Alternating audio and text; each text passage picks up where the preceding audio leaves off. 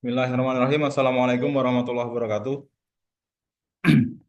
Waalaikumsalam warahmatullahi wabarakatuh.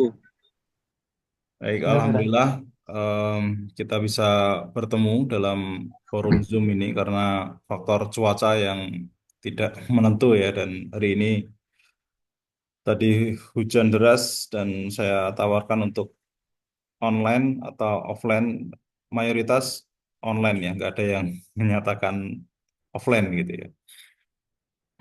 Baik, teman-teman. Jadi kita ini tidak terasa sudah pekan keempat ya. Pekan keempat berarti sudah sebulan kita melakukan perkuliahan di semester ini ya, dari pekan 1 bulan Oktober ini pekan keempat bulan Oktober ya. Dan di dalam pekan-pekan sebelumnya itu sudah banyak sekali teori-teori yang saya sampaikan terkait dengan mata kuliah sosiologi ekonomi digital ini.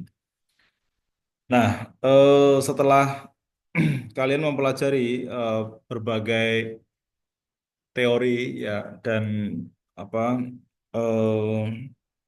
konsep-konsep mengenai sosiologi ekonomi digital gitu ya, maka di pekan ini saya ingin membagi tugas gitu ya, sudah waktunya, sudah pantas untuk mendapatkan tugas gitu ya, karena sudah 1 bulan gitu ya. Nah, tugas ini nanti bisa dilaksanakan secara berkelompok ya sebagai sebuah project ya, project bersama di dalam mata kuliah Sosiologi Ekonomi Digital ini. Nah, project ini tema besarnya adalah mengenai analisis dampak transformasi digital terhadap perilaku ekonomi masyarakat di era society 5.0 ya. Jadi masyarakat kita sekarang itu adalah masyarakat informasional ya, informational society ya, yang bergerak ke arah informasi dengan ditandai perubahan transformasi masyarakat dengan teknologi 5.0 itu. Nah, tujuannya apa dari proyek ini nanti? Ada beberapa tujuan yang ingin kita capai. Yang pertama adalah bagaimana nantinya kita bisa menganalisis perubahan ya, perilaku dari masyarakat ya, perilaku ekonomi masyarakat akibat adanya digitalisasi ya, yang pertama. Yang kedua, mengidentifikasi bentuk interaksi sosial baru dalam ekonomi digital ya. Ada bentuk-bentuk perubahan perilaku, bentuk cara orang berinteraksi, cara orang berjualan, cara orang membeli dan seterusnya ya. Semua perubahan-perubahan yang ada dalam era digital, ekonomi digital itu kita identifikasikan. Kemudian tujuan yang ketiga adalah mengevaluasi ya peluang dan tantangan sosial ekonomi dari perkembangan teknologi digital ya. Yang kita tahu kemarin kita membahas banyak sekali bagian-bagian masyarakat, segmen-segmen masyarakat yang termarginalkan gitu ya, teralienasi, terasingkan, terpinggirkan, terasingkan karena adanya digitalisasi ini gitu ya. Jadi kita ambil contoh misalnya UMKM yang itu dijalankan oleh mbah-mbah gitu ya, baby boomers gitu kan. Kemudian pasar-pasar semakin sepi misalnya gitu ya. Nah, itu adalah dampak-dampak dari adanya tantangan sosial ekonomi ya dari perkembangan teknologi digital. Nah, kemudian peluang-peluangnya apa gitu.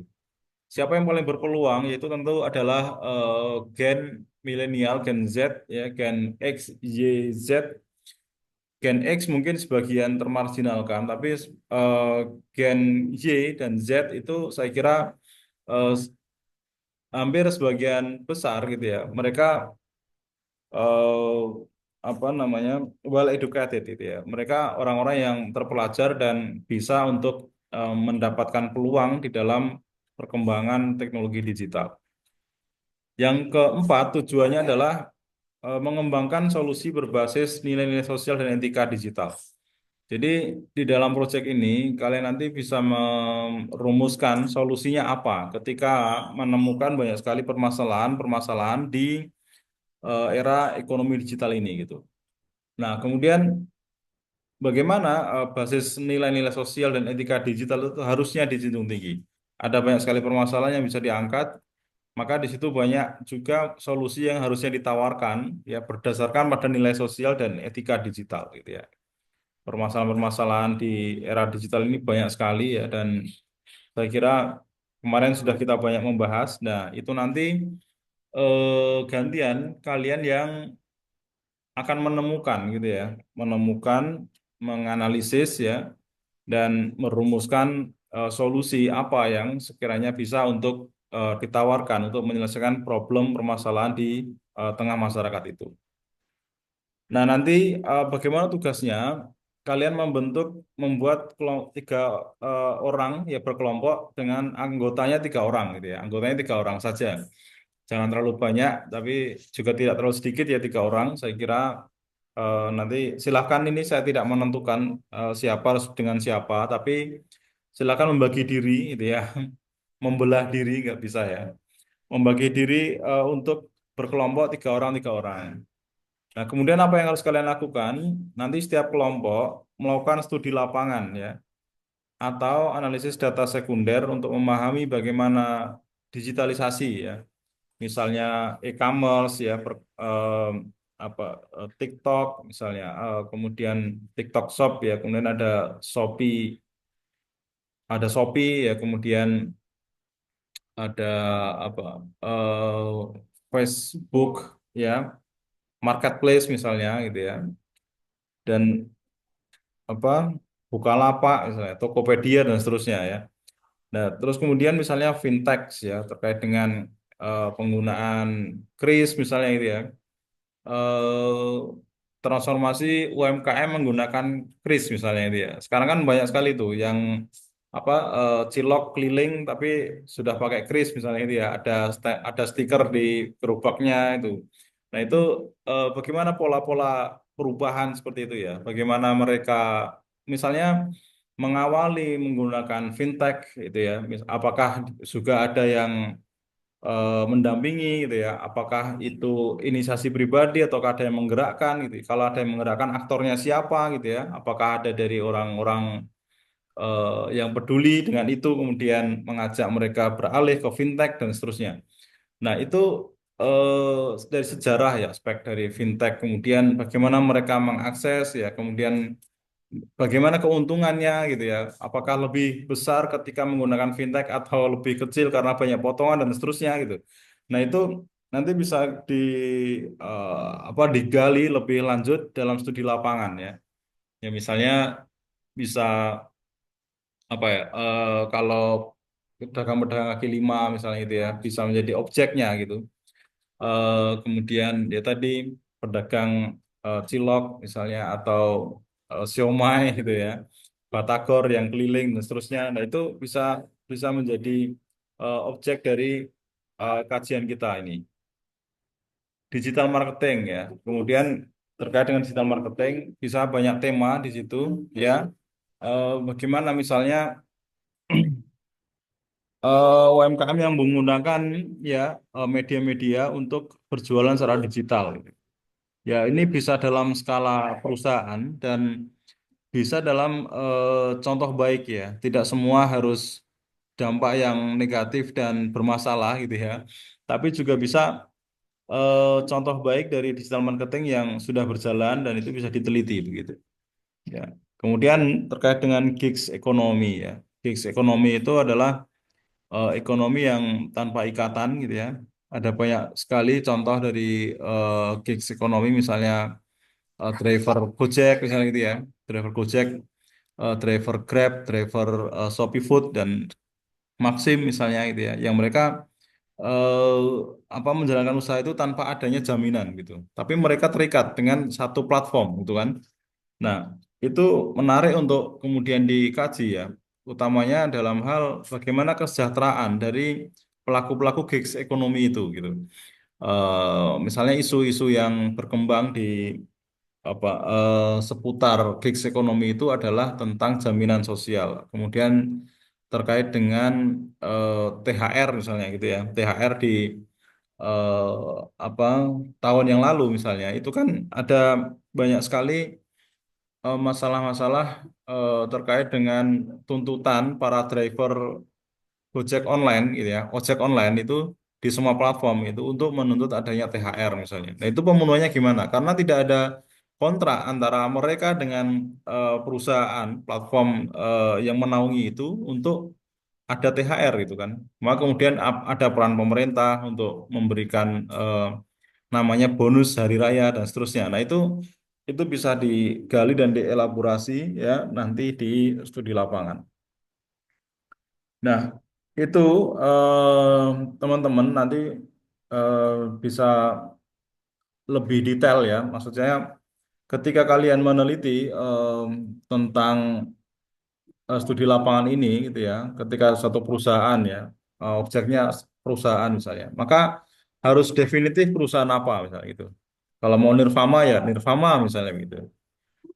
Kalau mau UMKM ya UMKM-nya di mana itu harus definitif, harus jelas itu. Pedagang cilok, nah cilok itu di mana misalnya, dan berapa objeknya itu harus jelas. Nah itu nanti eh, apa semuanya yang tadi di dalam studi lapangan ya terkait dengan digitalisasi itu dihubungkan dengan pengaruh pola konsumsi ya, pengaruh pola konsumsi. Kemudian ke pekerjaan gitu ya, kemudian interaksi sosial dalam masyarakat. Nah, itu apa apa yang berubah itu ya dari sebelum digital dan setelah digital itu apa perubahannya gitu. Nah, itu nanti untuk dianalisis ya, diketahui secara mendalam gitu ya dengan melakukan wawancara ya, kemudian melakukan bertanya ya, berdialog, berdiskusi begitu dan nanti harapannya ada dokumentasi ya dari adanya wawancara itu. Jadi tidak sekedar apa ya karangan gitu ya, ngarang-ngarang atau ngambil dari internet gitu ya. Tapi benar-benar kalian berinteraksi secara langsung dengan objek yang ada di lapangan itu, ada yang ada di masyarakat itu gitu. Jadi kalian harus bertemu gitu ya. Kemudian nanti outputnya ya, hasil studinya itu dituangkan dalam bentuk laporan gitu ya, yang pertama. Kemudian ada dalam bentuk video, tapi ini nanti pilihan ya, atau infografis gitu ya, yang menampilkan data, wawancara, serta analisis sosiologisnya. Nah, untuk menganalisis secara sosiologis itu adalah dengan teori-teori yang kemarin kita sudah pelajari di kelas. Nah, komponen apa yang dinilai dalam proyek ini? Yang pertama adalah proposal awal. Nanti kalian silahkan untuk membuat proposal singkat gitu ya. Di sini ada latar belakang, rumusan masalahnya apa gitu ya. Apa yang ingin kalian teliti, di mana gitu ya. Itu jelas, definitif tadi ya. Harus faktual, harus jelas di mananya. Tujuannya apa? Metode ini berkaitan dengan apa? Cara mengambil data, kemudian mengolah datanya bagaimana gitu ya. Kemudian sampai dengan menganalisis datanya bagaimana gitu, menampilkan datanya seperti apa itu metode. Nah, terus rencana outputnya ditulis di sini ya, rencana output.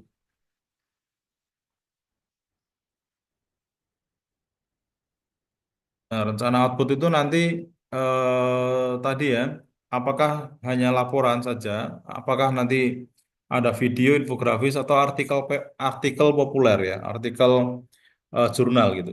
Yang kemarin saya harapkan sebenarnya dari mata kuliah PPKN ya, kita bisa membuat jurnal dan artikel jurnal. Jurnal kita di Digipreneur itu terisi oleh tulisan-tulisan kalian gitu. Tapi ternyata kemarin belum, maka ini lagi ya di semester ini saya kira output artikel jurnal itu nanti bisa kita buat berdasarkan based on data ya dan based on evidence ya, bukti-bukti yang ada di lapangan.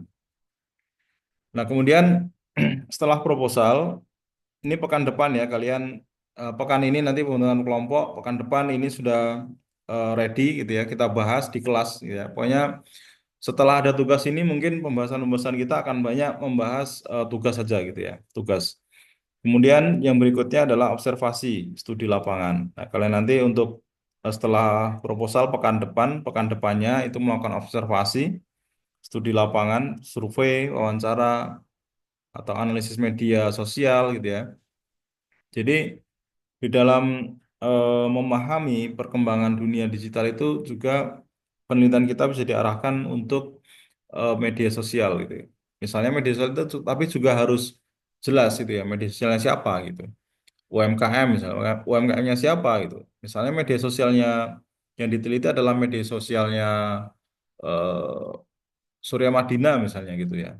Nah itu juga harus ada proses untuk mewawancarai siapa adminnya gitu misalnya. Adminnya.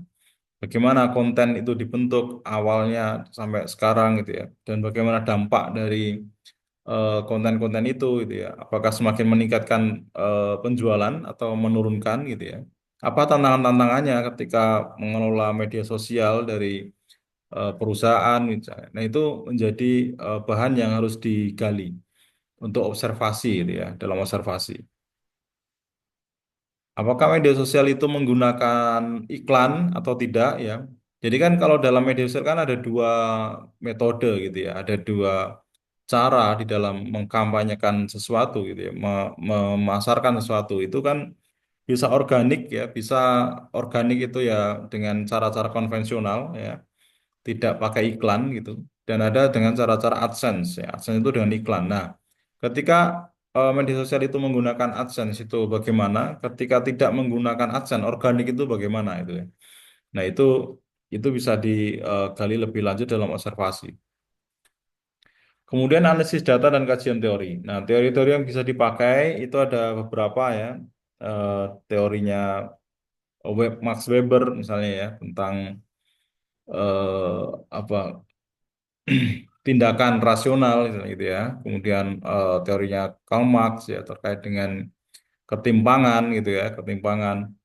Dan ini nanti sangat tergantung dengan tema apa yang kalian pilih gitu. Kemudian eh, Bell, Castells, Toffler ya. Nanti nanti saya spill sedikit terkait dengan teori-teorinya ya, terkait dengan kalau Castell itu tentang jaringan, misalnya kalau Toffler itu tentang masyarakat industri ya, perubahan apa transformasi digital dan seterusnya. Nah, kemudian produk proyeknya tadi ya ini pilihan laporan itu harus, tapi kalau video, kemudian infografis dan artikel itu nanti kalian pilih salah satu gitu. Nah, kalau video itu bentuknya eh, apa gitu ya, misalnya wawancara gitu ya, wawancara singkat. Eh, dan apa nanti produk video dan infografis itu di-upload di media sosial gitu. Kalau artikel nanti di jurnal. Nah, kemudian setelah itu di pekan eh, terakhir ya di semester mid semester. Jadi target kita itu mid semester kan berarti November ya, bulan depan. Akhir bulan depan itu selama 1 bulan berarti nanti kalian memaparkan hasil project di kelas gitu ya. Presentasi, diskusi, ya setiap kelompok nanti menyampaikan hasilnya dan kelompok lain bisa menanyakan, bisa bertanya, bisa berdiskusi, ya bisa memberi masukan, mengkritik dan seterusnya. Ya itu untuk perbaikan laporan dari masing-masing kelompok. Nah, apa contoh-contoh tema yang bisa diambil ya? Kalian bisa mengambil ini tapi juga bisa keluar dari ini gitu ya. Jadi ini hanya apa eh, contoh saja, contoh tema yang bisa kalian ambil, tapi kalian bisa mengambil di luar ini gitu. Yang pertama mengenai e-commerce dan perubahan pola konsumsi masyarakat urban di Indonesia ya. Nah, misalnya terkait dengan penggunaan TikTok Shop untuk eh, konsumen make up misalnya gitu ya. Ini perempuan-perempuan gitu. Nah, ini masyarakat urban berarti kalian harus mengambil masyarakat di perkotaan gitu ya, perkotaan. Solo ini kota gitu ya. Kemudian ya kampus kita masuk kabupaten sebenarnya ya, desa itu ya, rural gitu. Tapi bisa suburban gitu ya, suburban. Masyarakat urban itu berarti masyarakat yang tinggal di perkotaan ya. Nah, kemudian digitalisasi UMKM ya. Studi kasus penggunaan media sosial oleh pelaku bisnis lokal. Nah, ini kan belum definitif nih. Bisnis lokalnya siapa? Nanti ini di dalam proposal didefinitifkan gitu. Pelaku bisnisnya adalah wedangan misalnya gitu ya. wedangan mana ya, wedangan short tower misalnya gitu ya. Mereka menggunakan media sosial apa gitu kan. Itu diteliti misalnya pakai Instagram, pakai Facebook, apakah juga menggunakan TikTok dan seterusnya gitu. Nah, itu nanti bisa mengenai digitalisasi UMKM ya. Kemudian sosiologi gig ekonomi ya.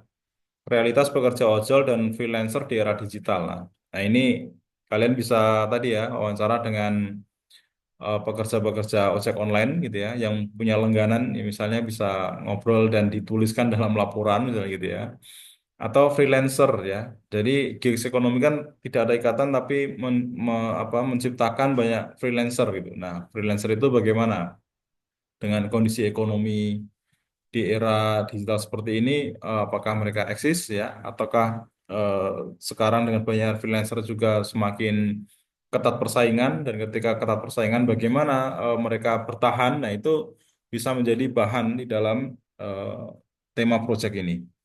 Kemudian fintech dan literasi keuangan digital generasi Z ya. Gen Z. Nah, ini generasi-generasi kalian dan adik-adik kalian gitu ya, atau anak-anak SMA misalnya gitu ya, itu bisa juga kita ambil sebagai objek ya. SMA mana misalnya kalian punya adik kelas di SMA alma mater gitu ya. Nanti adik-adik di Gen Z itu bisa menjadi objek ya untuk terkait dengan apakah mereka paham dengan adanya fintech gitu ya. Apakah mereka paham dengan adanya apa namanya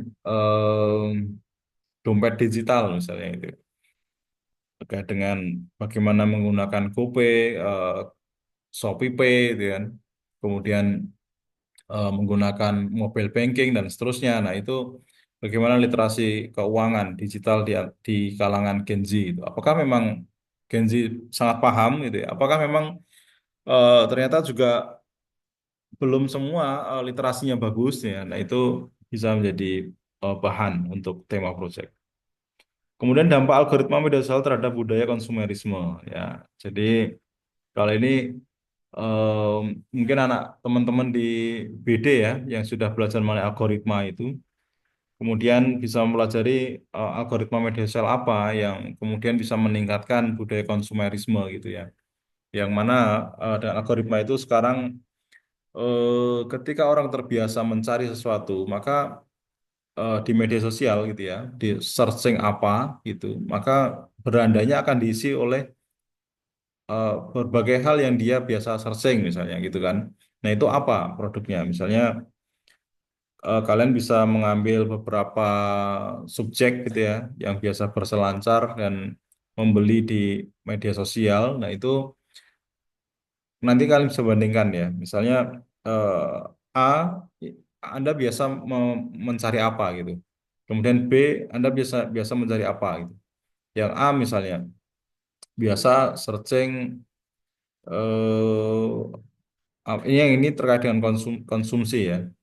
Searching tentang mobil misalnya. Nah, nanti eh, lebih lanjut si A ini akan digali bagaimana dengan konten-konten mobil yang ada di dalam media sosial itu gitu. Kemudian apakah dia mempengaruhi untuk kemudian membeli dan seterusnya, ataukah hanya mencari-cari aja, melihat-lihat dan hanya membandingkan harga gitu ya, tapi tetap pembeliannya secara offline dan seterusnya. Nah, yang B misalnya sepeda motor gitu ya. Nah, nanti di situ juga akan digali yang B dengan sering mencari apa harga sepeda motor di media sosial itu ya. Kemudian apakah itu juga mempengaruhi ataukah tidak ya. Kemudian nanti dibandingkan antara konsumen pembeli mobil dan konsumen pembeli sepeda motor di media sosial melalui platform apa misalnya, marketplace misalnya gitu ya, marketplace itu ada ada perbedaan, ada kesamaan gitu ya. Nah, itu kesamaan perbedaan itu menjadi temuan yang menarik untuk kemudian menjadi data gitu ya, menjadi sebuah data. Yang berikutnya adalah etika digital dalam bisnis online ya. Perspektif sosiologi moral ekonomi ya, di mana etika digital itu menjadi isu penting ya ketika saat ini gitu kan, masalah banyak sekali yang anonimitas itu memanfaatkan media sosial untuk penipuan gitu kan, penipuan. Maka etika digital menjadi sangat penting untuk kemudian apa diteliti ya di dalam perspektif sosiologi moral ekonomi itu. Nah, contoh-contoh kasus misalnya ini kita bisa mengambil objeknya adalah para korban gitu ya, para korban eh, bisnis online gitu. Nah, dari korban teman-teman kita misalnya gitu ya, ya korban penipuan bukan hanya dalam hal jual beli, tapi korban penipuan benar-benar penipuan gitu kan. Kan kadang-kadang juga ada yang telepon mengaku siapa, mengaku saudara dan seterusnya gitu. Nah, itu beberapa penipuan-penipuan itu mereka dalam jaringan bisnis sebenarnya gitu kan. Tapi bisnis itu kan yang dikendalikan secara tidak baik gitu kan, ya secara haram gitu, yang melanggar hukum gitu. Maka itu mungkin bisa digali dan kalau bahkan mungkin bisa apa ya eh mencapai itu jaringan dari mana dan siapa, nah itu akan lebih menarik itu. Tapi itu mungkin dalam jangka yang sangat panjang. Tapi kalau kita melihat di media eh, media sekarang ya di pemberitaan itu terkait dengan bisnis online yang dikendalikan dari Kamboja dan Myanmar misalnya gitu ya. Itu dengan penipuan scamming orang-orang Indonesia yang di sana itu berita dari sekunder bisa ya, dari sekunder bisa. Kalau ada korban yang dikenali, diwawancara dan kalau bersedia itu juga bisa gitu. Tapi saya belum punya kenalan kalau secara langsung ya. Tapi kalau membaca di media ini lagi rame beritanya yang seratusan orang WNI kabur dari perusahaan scamming ya, dan itu adalah bisnis online haram ya yang dikendalikan dari Kamboja. Nah, semacam-semacam itu bisa digali lebih lanjut dalam tema project. Kemudian yang berikutnya adalah transformasi peran gender dalam ekonomi kreatif digital ya. Jadi peran gender, gender itu adalah pembedaan berdasarkan pada jenis kelamin gitu ya. Di mana transformasi peran gender dalam ekonomi kreatif digital itu membawa pengaruh yang lumayan signifikan gitu ya. Yang awalnya dulu em, seorang perempuan itu tidak apa tidak banyak melakukan aktivitas ekonomi di luar gitu ya. Tapi dengan adanya digitalisasi itu kemudian mereka banyak terlibat di dalam peran-peran ekonomi gitu. Nah, isu-isu tentang peran gender itu juga bisa digali lebih lanjut dalam proyek kita ini. Kemudian yang terakhir adalah ekonomi berbagi dan solidaritas sosial di masyarakat. Nah, ekonomi berbagi itu sekarang banyak sekali ya kita setiap ada bencana, setiap ada musibah gitu ya, setiap ada peristiwa-peristiwa yang itu memerlukan bantuan gitu ya di media sosial itu terbangun solidaritas sosial yang cepat sekali gitu. Misalnya ada platform mengenai kitabisa.com misalnya gitu ya. Itu menarik ya. Kalau mungkin di Solo Peduli ya, Rateh di sana mungkin Solo Peduli juga punya ada platform ekonomi berbagi apa misalnya. Itu bisa menjadi eh, tema project juga gitu. Yang mana ketika apa berbagai hal ya yang membutuhkan bantuan itu bisa menggunakan media sosial dalam medium untuk mengumpulkan donasi dan menyalurkan donasi itu gitu. Nah, itu juga bisa menjadi tema proyek kita ya. Yang dulu apa lembaga-lembaga kemanusiaan ya, lembaga-lembaga amil zakat itu hanya bergerak di offline gitu ya. Ya, mungkin apa dengan menyebarkan kotak-kotak infak di berbagai tempat itu ya, di warung-warung, di resto-resto gitu kan.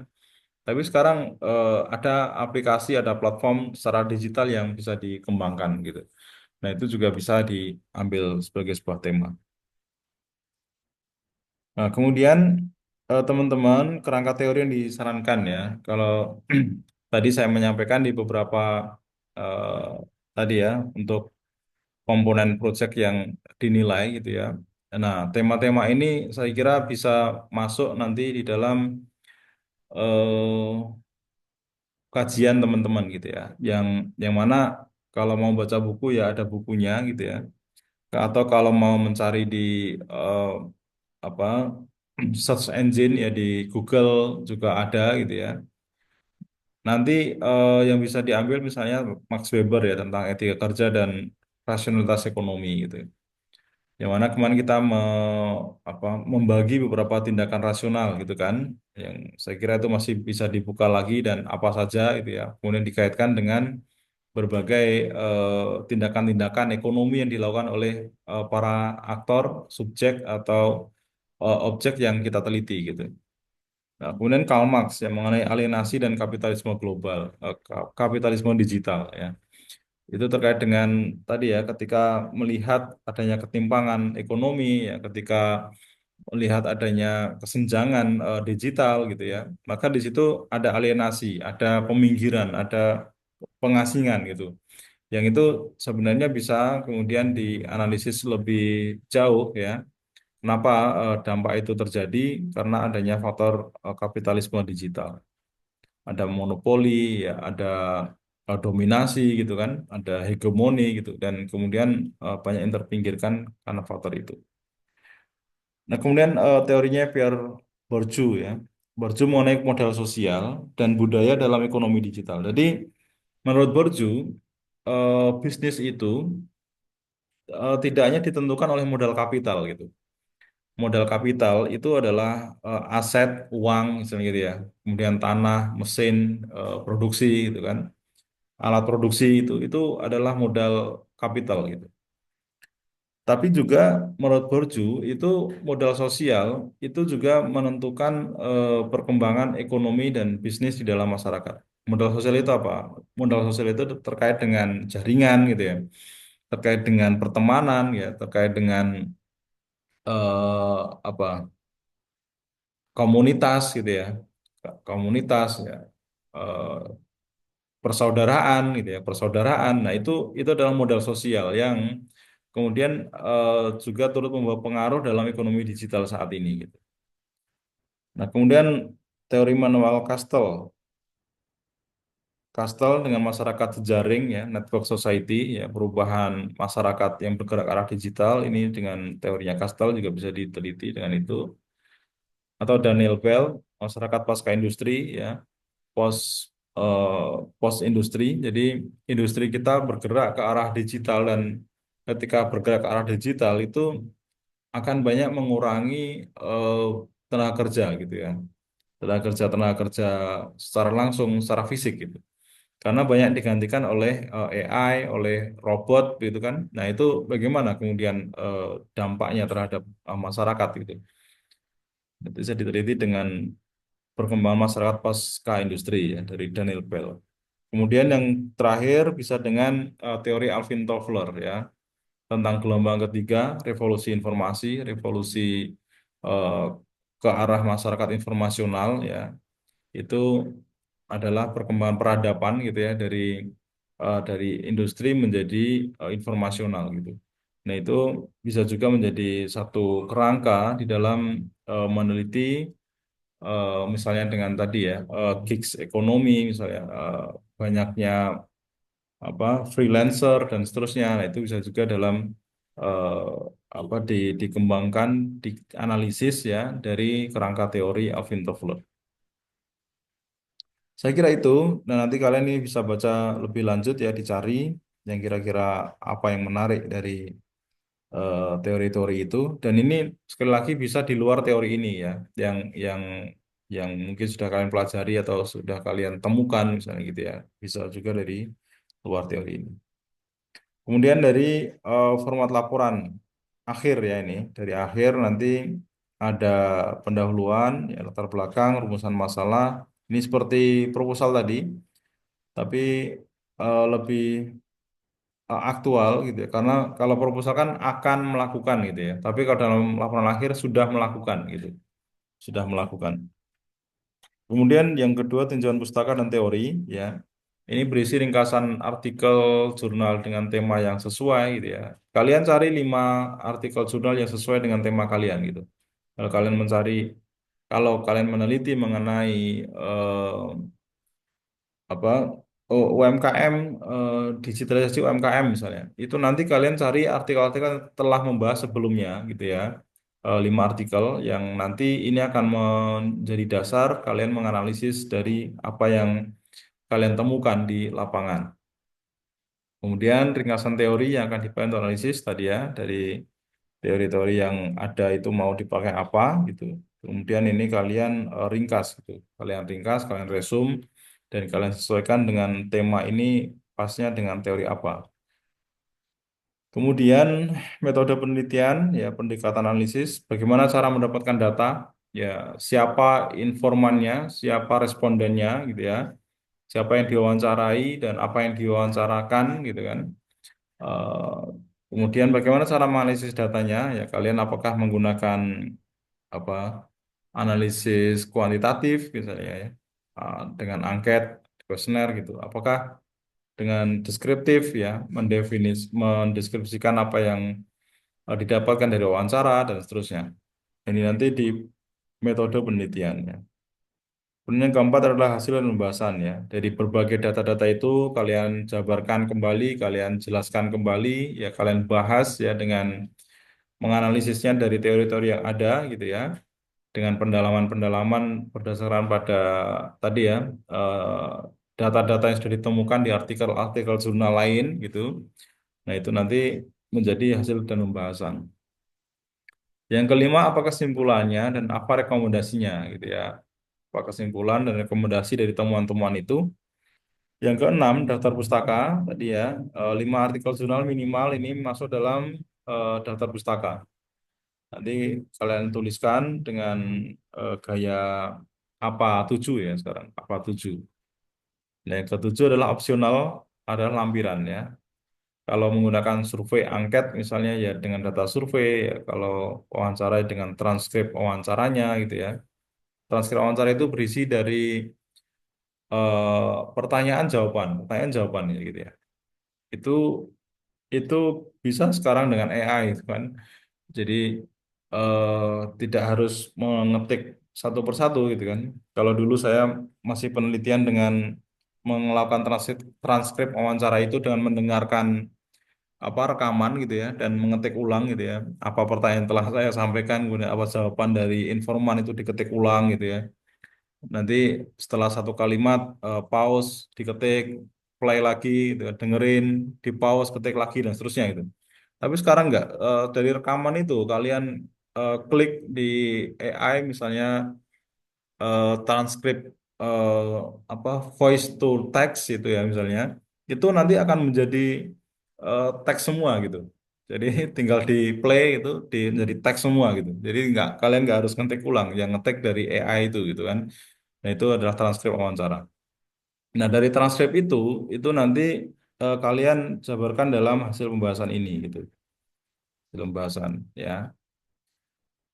Nah, kemudian dokumentasi kegiatan ini tadi ya foto-foto dengan narasumber ya, foto-foto dengan eh, apa informan gitu ya yang kalian temui di lapangan itu ditampilkan dalam lampiran.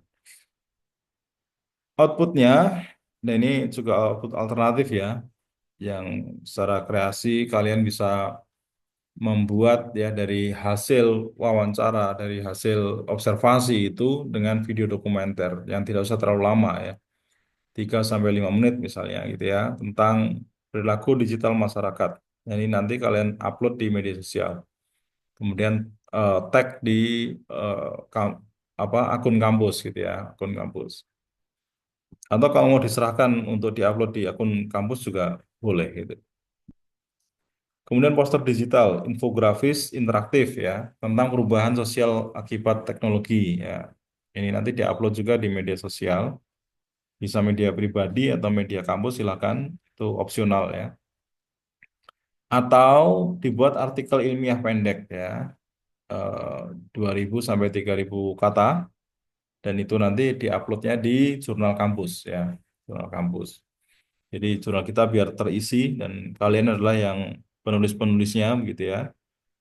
Kemudian prototipe solusi digital sederhana ya. Misalnya nih, kalau ada ide, ini tapi baru hanya ide ya, terutama anak-anak teman-teman dari BD gitu ya.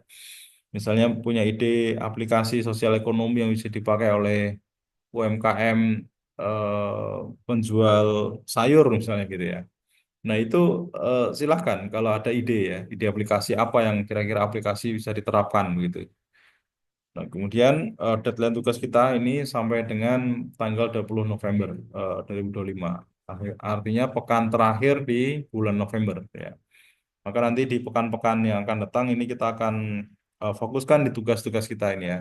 Tugas-tugas kita dan kalau kalian punya pertanyaan-pertanyaan juga bisa kita diskusikan ya terkait misalnya teori yang tepat atau kendala-kendala di lapangan, cara mewawancara dan seterusnya itu mungkin nanti kita bisa diskusikan di pertemuan-pertemuan yang akan datang.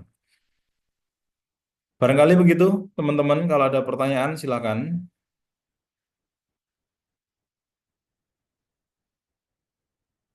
Sudah cukup jelas? Bisa dipahami tugasnya?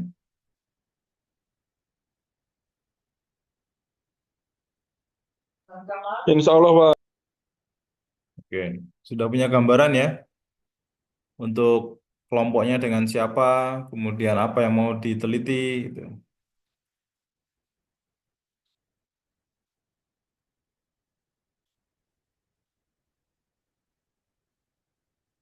Seminggu cukup untuk membuat proposal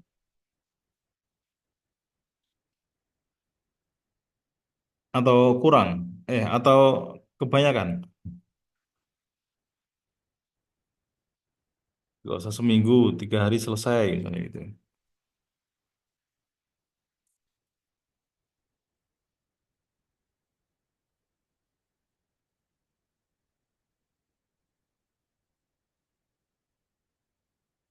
Oke, silakan dilanjutkan dengan diskusi ya. Hmm. Diskusi ini untuk menentukan kelompok-kelompoknya gitu. Kalian mau ngajak kelompokan dengan siapa gitu ya. Nanti silakan didiskusikan. Kemudian apa temanya nanti silakan didiskusikan ya. Ini nanti materinya saya share di grup ya untuk kalian baca kembali dan untuk dilaksanakan ya sebagaimana mestinya gitu ya. Untuk kemudian nanti pekan depan sudah ada gambaran gitu ya. Kira-kira yang mau diteliti mana gitu. Apa gitu kan. Temanya apa gitu. Kemudian bagaimana cara mendapatkan datanya tadi ya. Metodenya bagaimana gitu. Dan nanti juga direncanakan outputnya membuat apa gitu. Buat video kah atau infografis atau artikel ilmiah gitu ya. Itu silakan disepakati di masing-masing grup. Dan tadi saya sampaikan cukup berapa orang? 3 orang saja ya, 3 orang saja untuk anggota grupnya, gitu. Anggota kelompoknya. Saya kira gitu ya.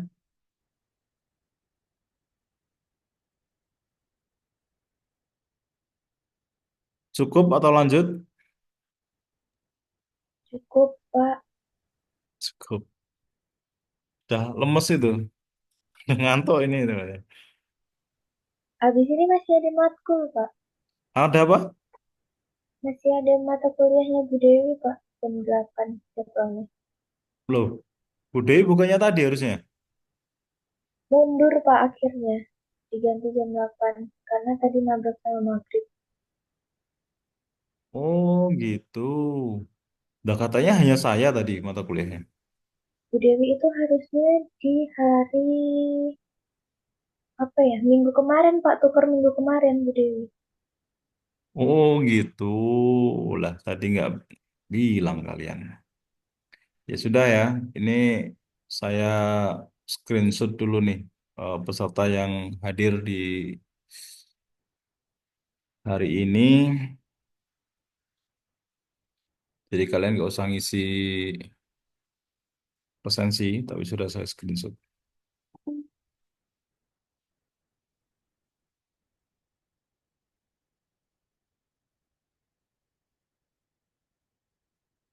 Bu Dewi mau pakai link Zoom sendiri apa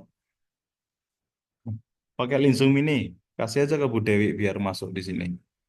Kalau mau pakai. Boleh, Pak. Boleh, ya. Silakan dikontak Bu Dewinya. Nanti saya keluar ya, Bu Dewi masuk saya keluar gitu. Atau ini saya jadikan host ya Pak. Anita, saya jadikan host ya.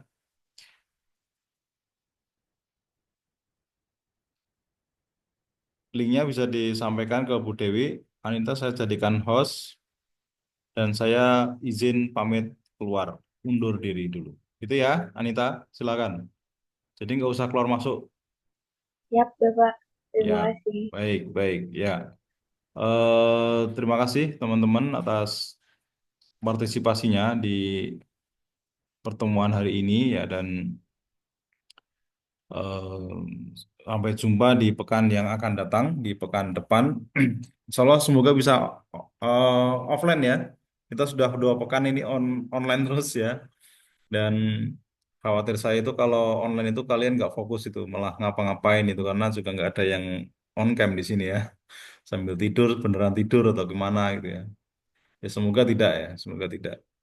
Baik, terima kasih atas perhatiannya dan mohon maaf apabila ada hal yang kurang berkenan. Sekian, wabillahi taufiq wal hidayah. Wassalamualaikum warahmatullahi wabarakatuh. Waalaikumsalam.